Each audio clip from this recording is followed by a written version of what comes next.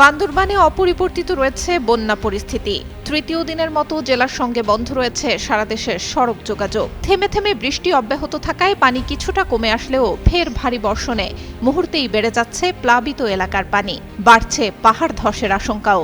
শনিবার সকাল ৯টা পর্যন্ত গত ২৪ ঘণ্টায় জেলার বৃষ্টিপাতের পরিমাণ রেকর্ড করা হয়েছে ৭৯ মিলিমিটার। এদিকে বিপদসীমার উপর দিয়ে বইছে সাঙ্গু ও মাতামুহুরী নদীর পানি। তলিয়ে গেছে নদী তীরবর্তী শতাধিক ঘরবাড়ি। গত রোববার থেকে টানা বৃষ্টি ও পাহাড়ি ঢলে বান্দরবানের ৭টি উপজেলা প্লাবিত হয়। পানিবন্দী হয়ে পড়ে লক্ষাধিক মানুষ। বিভিন্ন শিক্ষা প্রতিষ্ঠান ও সাইক্লোন সেন্টারে ২২০টি আশ্রয় কেন্দ্র খুলেছে প্রশাসন। দুর্গতরা আশ্রয় নিচ্ছে আশেপাশের বিভিন্ন উঁচু ভবনেও। ঝুঁকিপূর্ণ বসতিগুলো ছেড়ে লোকজনকে নিরাপদ আশ্রয়ে সরে যেতে মাইকিং করছে প্রশাসন। বান্দরবানের অতিরিক্ত জেলা প্রশাসক এস.এম. মঞ্জুরুল হক জানান, দুর্গতদের সেবায় সম্মিলিতভাবে কাজ চলছে। দুর্যোগপূর্ণ আবহাওয়ার কারণে সাঙ্গু নদীর পানি বৃদ্ধি পেয়েছে এবং তার ফলশ্রুতিতে বান্দরবান পৌরসভায় বেশ কিছু এলাকায় ইতিমধ্যে প্লাবিত হয়েছে, জলাবদ্ধতার সৃষ্টি হয়েছে।